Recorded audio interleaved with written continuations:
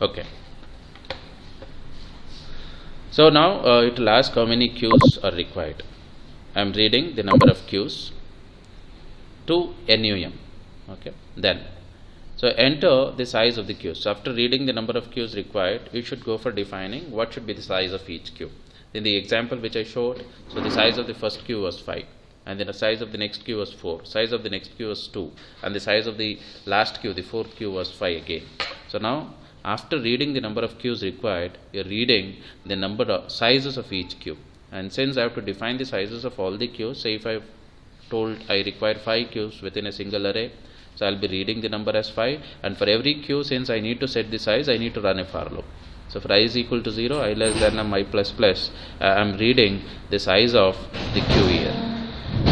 So size of the queue is, every queue is read, and next after reading the size of the queue, what is that next thing you have to do? You read the number of queues, you read the size of the queues now. Next, what is the next thing you have to do?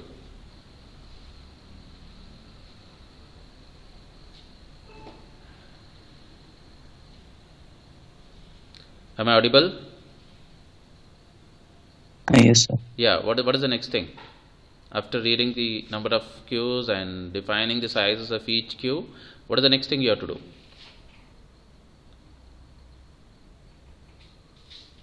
You have to define the boundaries of the queues. Yes or no? Initialize front Yes. and rear. Yes, front and rear. Initialize front and rear, nothing but what? You got to initialize front and rear. Along with that, you got to define the boundary. So the Q1 starts from this index and ends at this index, and Q2 starts from this index and ends at this index. Correct, no? So that is what the boundary you got to define.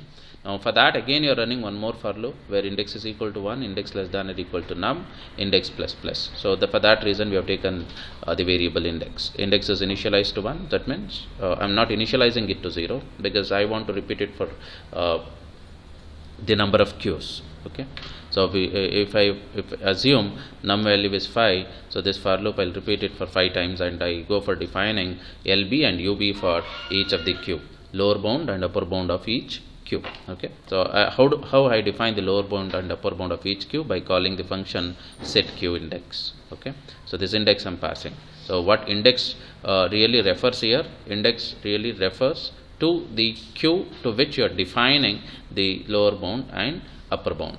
Okay, and similarly, so we used set index. The name of the function which we discussed in the previous day was set index. So now we have taken it as setQueue. Okay, so let me go to the setQueue function now. So setQueue function is here. I am reading. So now if index is equal to 1, what does it mean?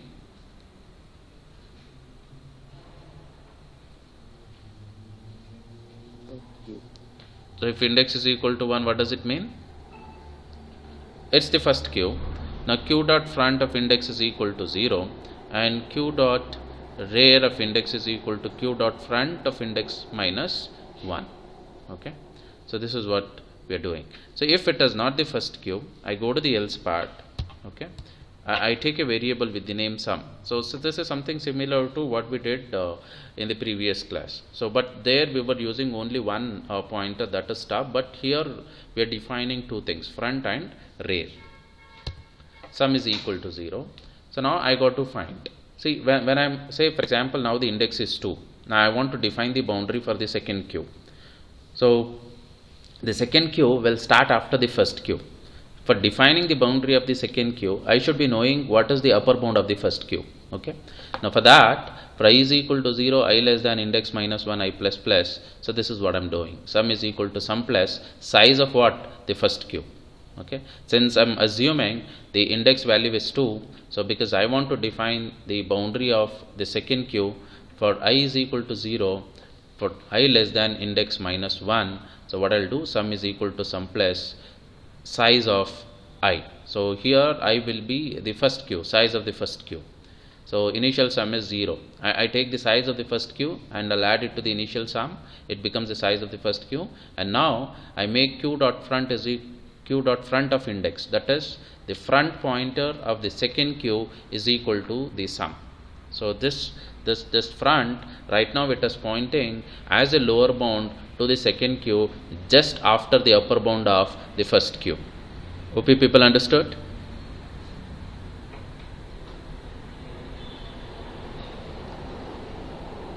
Are you with me? Yes? I need your response. See, if you have any, if you get any doubt, you can ask me. See, in case if I want to define the lower bound and upper bound of the third queue, what is that I have to do? So this for loop is going to run for how many times? 2 times. Okay, 2 times it will run. First it will take the initial sum as 0. To that the size of the first queue will be added. You get new sum. Okay, and in the second iteration what happens? To that new sum you are going to add the size of the second queue. Correct? And then go for initializing the front pointer of the third queue is equal to sum. Okay, so now you have the front pointer of the third queue just pointing to the next index, which is 1 more than the upper bound of the second queue. Okay, now similarly q dot rear of index is equal to q dot front of index minus 1. Okay, so this and this is how you define the boundaries of the multiple queues within a single array. Okay, and again, so this is the function which is very much important here, and the rest all will go similar to the function what you have already understood in circular queue and what the ordinary queues. Okay, so next, so you understood now how setQueue function works. So this is what we have done now, and then we are running a do while loop. So and then displaying all these menu options: insert, delete, display, and we're reading the choice. So based on the choice that is read, so we go for either inserting an element into the queue, specified queue, or we go for deleting an element from the specified queue, because I am saying specified queue because we have multiple queues here. It is not just the one queue. Okay, and then so this is case 2 is for deleting, and then we go for displaying from the specific queue. And do we have here displaying or content of all the queues? No, that option is not there. So display num, I am passing what is this num is? So the queue number from which I need to display the elements. So in the previous example we also discussed display all. We went for displaying the content of all the tags and stacks in the single array, but here that option is not there, but you can write it by yourself. Okay, now let us look into this. How do we insert into the specified queue? Okay, so if the choice is 1, we switch to the case 1, and there I am reading the index. Now what is this index is? The queue number to which I need to insert. Enter in which queue you wish to insert an item. I am reading the queue number here, and then so even before reading the item to be inserted, okay, I am just checking whether that particular queue is full or not. Okay, so first read the queue number to which you want to insert a new element, and after reading the queue number and even before reading the item to be inserted, just check whether that particular queue is full or not. How do you check it? If queue full of index. So call this function queue full of index, and this you already know. So same thing we do here also. See here, queue full. So I have taken sum is equal to 0 because this index, so you can give any queue, correct, no? Either first queue, second queue, third queue, or fourth queue. Now to check whether it is full or not, again you require the lower bound and higher bound. So what we are doing, sum is equal to 0, running a for loop and finding the lower bound. Okay, sum is equal to sum plus size of this. And next what I do, q dot rear of index is equal to sum minus 1. If it is equal to the sum minus 1, I just say return 1. So what does it mean? So the queue, the corresponding queue to which I am trying to insert is full. So if this condition is not true, it returns 0. That means the queue is not full. You can go for inserting. Now here. So next, if the condition is true, if it returns 1, the queue is full. So because if condition 1 is nothing but true, now it just say a message can't insert the element because queue is overflow, q1 is overflow. So if it is not full, then go to the else part. So go for reading the item to be inserted. So you're reading the item to be inserted to the variable called item, and immediately after that we are making a call to insert item, and then item I am passing, and we should also pass the queue to which we need to insert the item. So this is the element to be inserted, and this is the queue to which it should be inserted. So now we'll go to the insert. Yeah. Now here again. Now insertion, always done at the rear end. So item to be inserted get copied to the formal variable item. So item name is also, the formal variable name is also same. So just to avoid the confusions, the same name is taken. So the formal variable name is item, and the actual variable name is also item. And then, so here also the second argument name is also retained the same, okay, index. Now what I do, int j, now j is equal to, this is what I'm doing, q dot rear of index, okay, I'm assigning. So the current value is assigned here, and then q dot q plus plus j is equal to item, okay. So first I'm getting the index where the current value of the index where the element to be inserted using q dot rear of index, because rear is also an integer array. So while explaining the main function I showed you, so rear, where it is, so they were all declared as global variables. I'll show you here. Yeah, so rear is also an integer array because we have so many rears and so many fronts. Now what is that I have to do now? I got to access the rear of which queue? The first queue. So rear of the first queue, q dot rear of first queue. First queue is indicated by what? Index. I get the rear pointer of the first queue, and then to that I pre-increment that and then assign the item. OP people understood here? Hope you understood why you are doing q dot rear of index.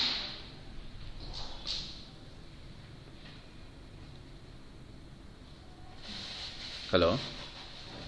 Okay. So because rear, so you cannot directly do it. So rear, so earlier don't confuse with the previous queue program. So there rear was just a pointer, one single pointer. But now in this program, rear is what? An integer array. Because we have 4 queues, we will be having 4 rears. Correct? So now you got to access the index of, so the rear index of which queue? The first queue. So how do you access it? Q dot rear of index.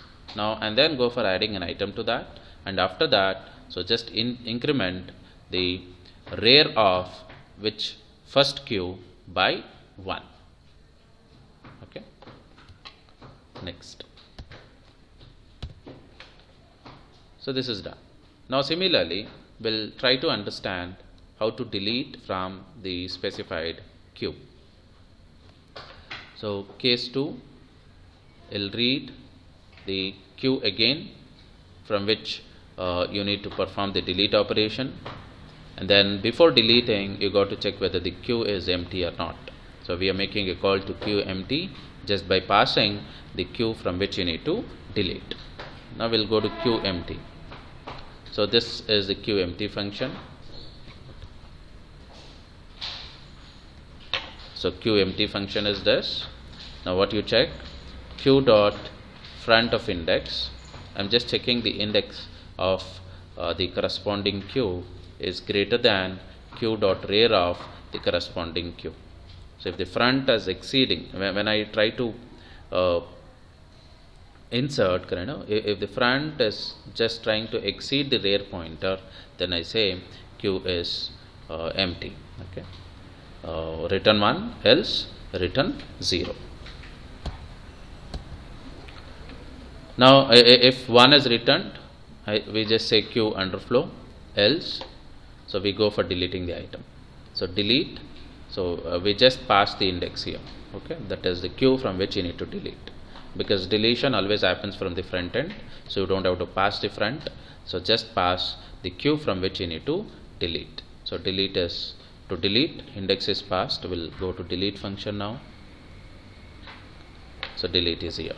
Now what we are doing, int item. Now item is equal to, so q of q dot front of index.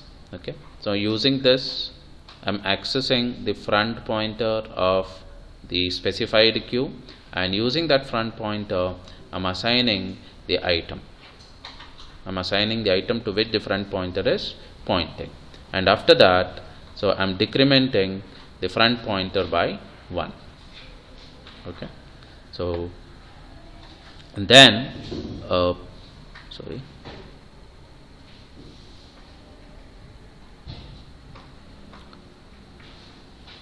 q of q front, okay, is equal to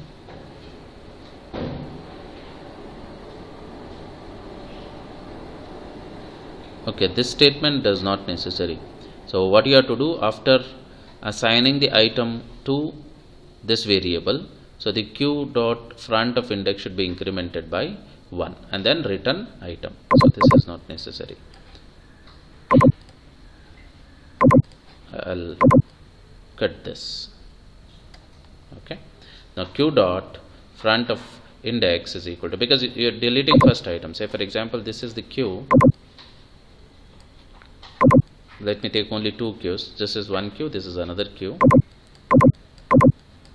Say front is pointing to this. What I do, I assign the item what is present here to the variable item, and then I have to increment this front pointer. Okay, this statement is not required. So next, so the third option is to display. Okay, again display, you are reading the queue from where you need to display. So if I go to display function again, so here index is number I am reading, index is equal to 1, do, okay, q, the number gets copied to this. So I am just calling, if I am checking whether this, okay, so it's inside the do while, sorry. So it is inside the do while. So you can see here do while index, so that means this function will go for displaying the content of all the queues. Okay, see, while index is less than or equal to num, now what I do, I go for displaying the content of all the queues. Okay, so I make initially, so index as 1, so just to display the content of the first queue. So I check whether it is empty. If it is empty, I just say so and so queue is empty. Else, so queue number 1 I'll display, and I is equal to q dot front. I'm assigning I with the front pointer of the first queue till I reaches the rear pointer of the first queue. I'm displaying the content of the first queue, and then index is incremented, and again I check whether index is less than number. So what the number I'm passing is the total number of queues. Okay, if index is less than number, so then it goes for displaying the content of the second queue. Any doubts in the display function? So now the display function, now what it will do, it will display the content of all the queues. OP, people understood? Okay, see, this number what we are passing here, this is not the queue number, it is the total number of queues. Okay, what you are passing, and this is inside the do while loop. So this do is not visible here. Okay, so I think it's here. Okay, it's not visible here, it's inside the do while. So you can see the while here.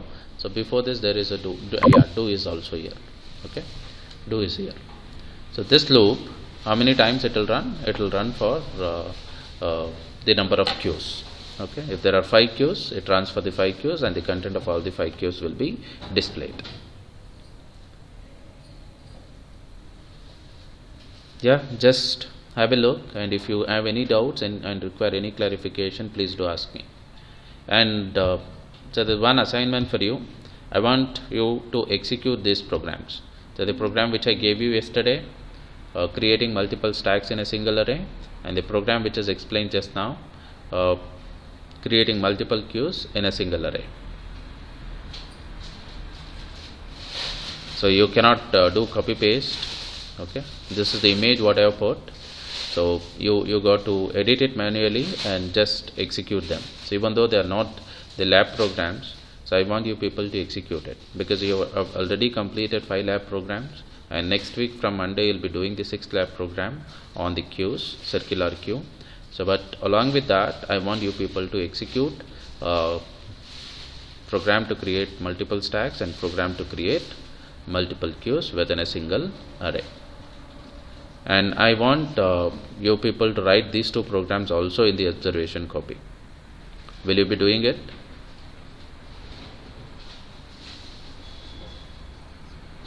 Yeah, this is more interesting, okay, because you'll understand a lot of things the moment you finish doing the multiple stacks and multiple queues in a single array.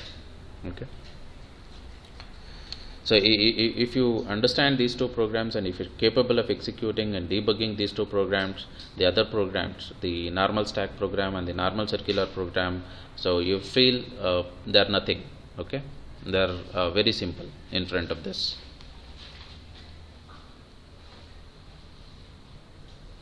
Okay, so and I have the sample run output also.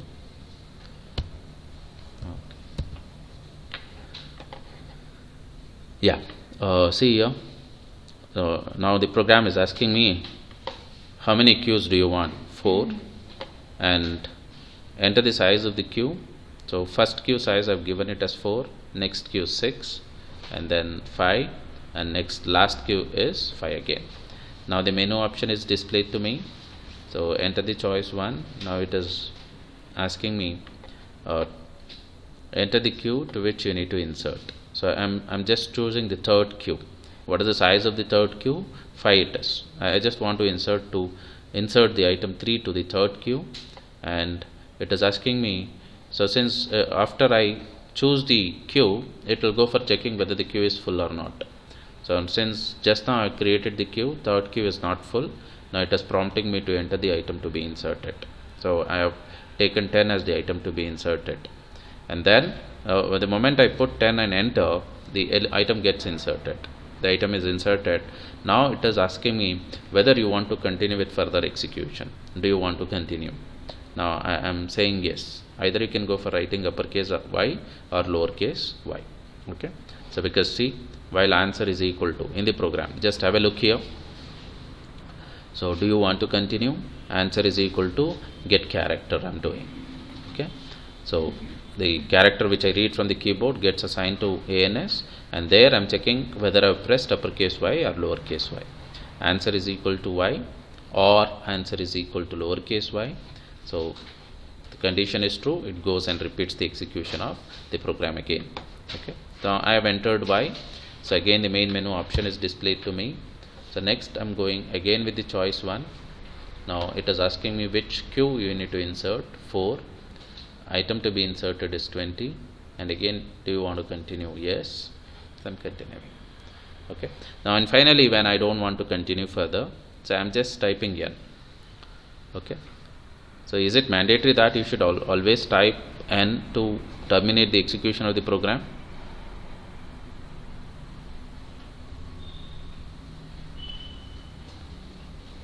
Do you need to type n itself, or do you need to read n? You can give anything other than uppercase y or lowercase y. Okay, it will terminate, because it will try to check the character. Say for example I enter lowercase a, so it will try to check lowercase a with uppercase y and lowercase a with lowercase a with lowercase y. It doesn't match, the condition is not true, so it will terminate. Okay, so that is about the multiple queues within the single array. Okay, so with this this was the only topic which was remaining in the module 2, so I've completed it now. So module 2 is completed, and module 3 linked list we have already started it. So we'll just move back to the linked list and continue from the point where we had left.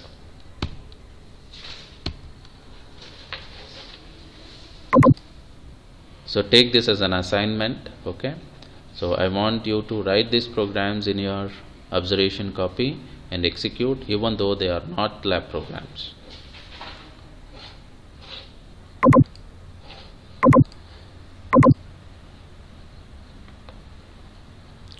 And you can take this also, that mazing problem which I gave you yesterday. Okay, so even you can go for executing that also. Okay, only thing, the function part was explained to you people. So I want you to write the corresponding main program to that and perform the execution of the maze problem also.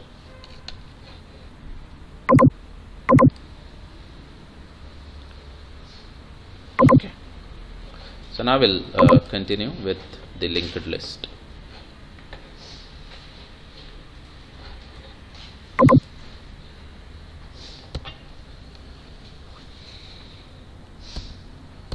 Now all these things we understood last class. So searching, how do we search in a singly linked list, or traversing a linked list? Okay, how do we traverse a linked list?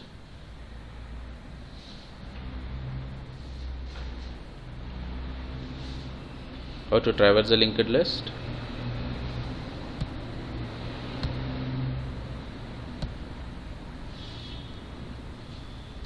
Yes, so all these things was told.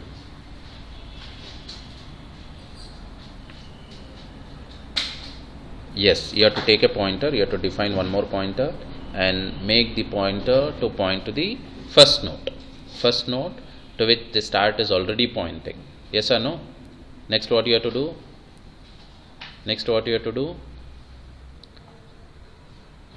Yes, you got to check whether the pointer is null or not. If it is not null, what you have to do? You have to make the pointer to point to the next node. How do you make pointer to point to the next node? Pointer is equal to pointer arrow link. Yes or no? Or pointer arrow next, because the second field inside the singly linked list can be, you can call, sometimes we call it as link, sometimes we call it as next, and sometimes we call it as address. So pointer is equal to pointer arrow link. That is one way, or otherwise you can also do it something like this. So pointer is equal to link of pointer. So if I am using the pointers, the real pointers, then I'll be doing it as pointer is equal to pointer arrow link. Okay, if I'm going with the concept of arrays, correct, no, then I'll be doing it as pointer is equal to link of pointer, something like this. Okay, now say I want to insert. So all these things you have understood. You know how to search inside a singly linked list. To search a singly linked list, first to search inside a singly linked list, first you should know how to traverse a singly linked list. If you don't know how to traverse a singly linked list, so then you cannot perform the searching inside a singly linked list. Next, now I want to insert. Say this is my list now, singly linked list. So I have it like this. Okay, bat, cat, sat, and bat. So, and finally null. This is my last node of the list. Now I want to insert, okay, this new node between these two. So between this cat and sat. Okay, let me take a pen. Now I want to insert a new node between these two. Now what is that I have to do to insert the new node between these two? So first I have to create a new node. So I have created a new node. After creating a new node, you got to define its info field. Info field is also defined. Open. So are you people following what I'm saying? So this is my list before. I've already created this list. So assume I forgot to add this node between these two. So I have to add one more node between these two, but this list is already created right now. So the pointer field of this node is holding the address of the next node, and everything is fine. But only thing is I have to break this link, and I have to insert a new node between these two. So first, what is that I have to do? I have to create a new node, assign the info field. Say for example, I want to make it as eat. Okay. Now this is the new node which I am creating. Now address of this node, the new node which you have created, should be stored where? Here. When I store address of this new node here, this link is broken. That means from this node I cannot reach this. OP people are following? So the moment I store address of this newly created store in the link field of this node, cat node, what will happen? This link is gone, yes or no? That means from the node cat you cannot reach the node sat. Can you? Not possible. Now the moment I store address of this node here, a pointer, correct? So a route is established from the cat to eat. Next, what I have to do? So from cat I can read eat. Next, what I have to do? So you got to tell me what is the next thing I have to do.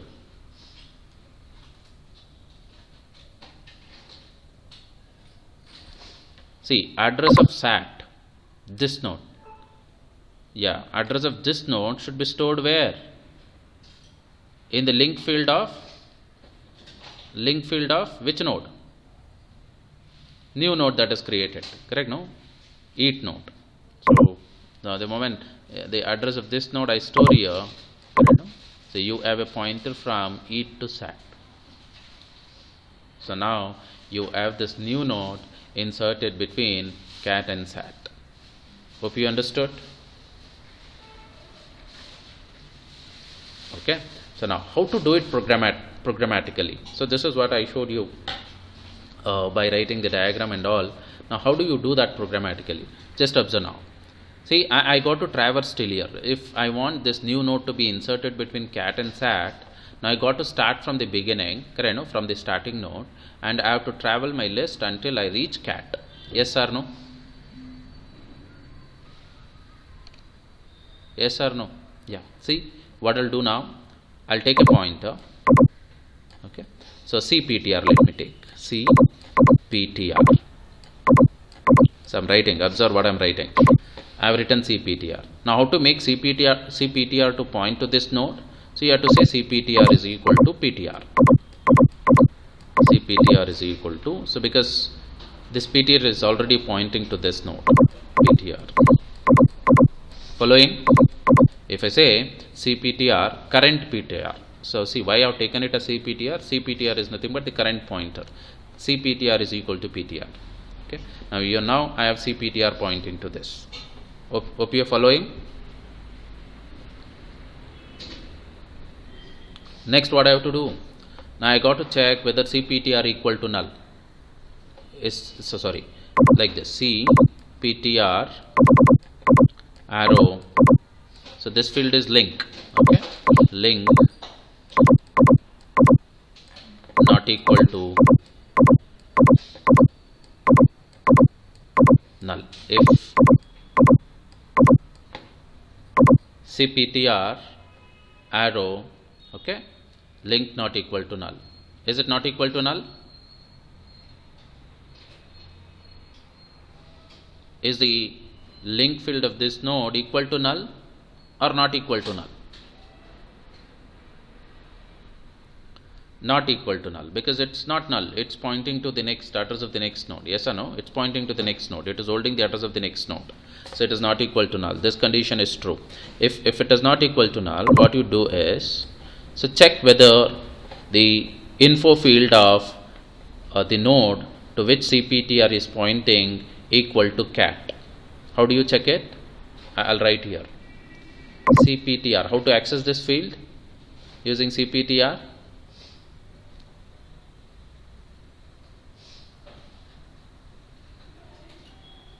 So this field I access by using cptr arrow link. Now how do I access this field?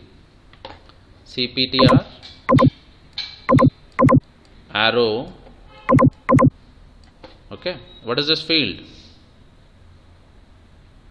This is info field and this is link field. Yeah, address field. I am calling it as link here. Okay. Now cptr arrow info is equal to what it is, equal to. So I want to look for this cat.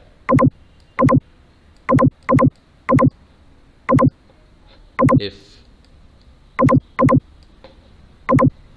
cptr arrow info equal to cat. Is it equal to cat? What is cptr info is? Bat equal to cat. Is that true? It is false. So I just open the bracket and close. Now since no, I go to the else part. Okay. Now if the info field of the node to which cptr is pointing is not equal to cat, what is that I have to do? So that means this is not the place where I need to insert. What is that I have to do now? I have to make cptr point to the next node. How to make cptr point to the next node? So come to the else part and make cptr is equal to cptr arrow, what it is? Link. Hope you understood.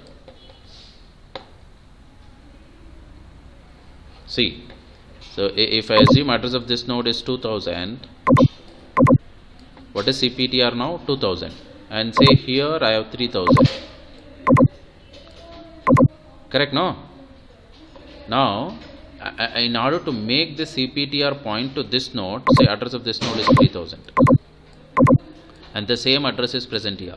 If I want to make the cptr point to this node, what is that I have to do? I have to change the cptr value from 2000 to 3000. How to change it? See, cptr is equal to cptr arrow link. So what is there in cptr arrow link? 3000. So this is 3000 now. This 3000 gets assigned to cptr. The moment the 3000 is assigned to cptr, so cptr is pointing to this. Hope you understood.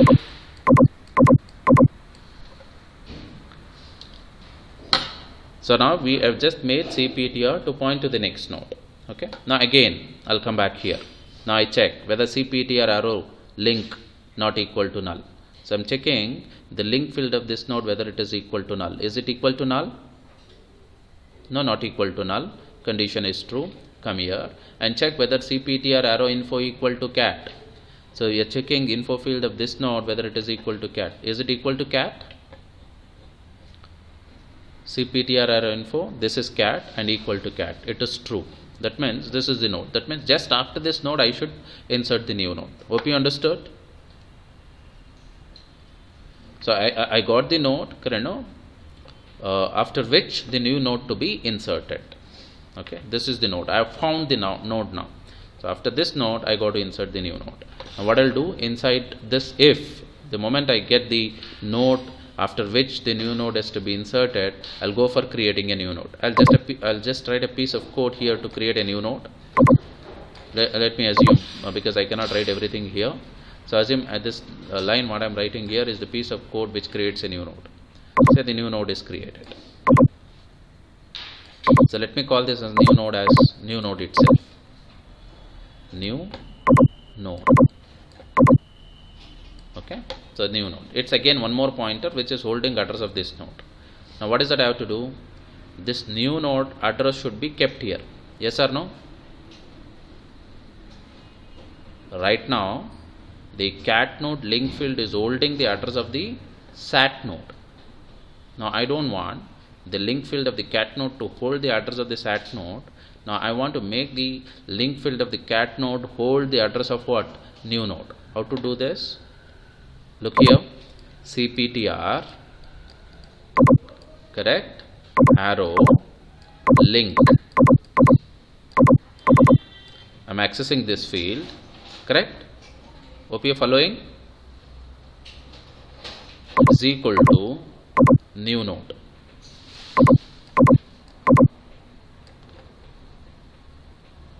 Okay, say new node address is 5000. Now cptr is pointing to this node. Using cptr, which field I'm accessing? The link field. Say this node address was 4000. Now before this statement gets executed, what was here? What is here? 4000. Understood? Now what I'm doing, using the cptr, accessing the link field and assigning to the link field what? New node address. What is the address of new node? 5000. This 4000 gets changed to 5000. The moment this is done, this link is broken and we have a link established, something like this. Is that clear?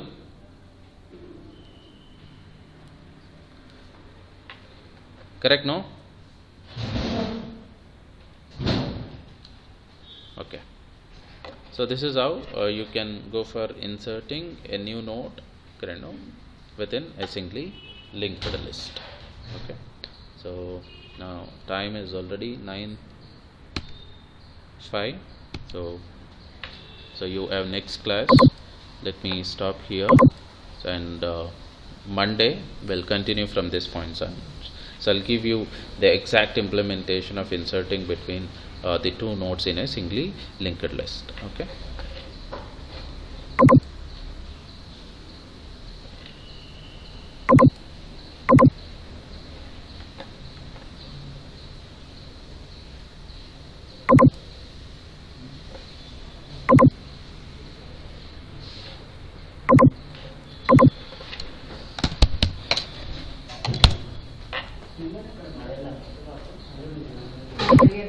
Bien.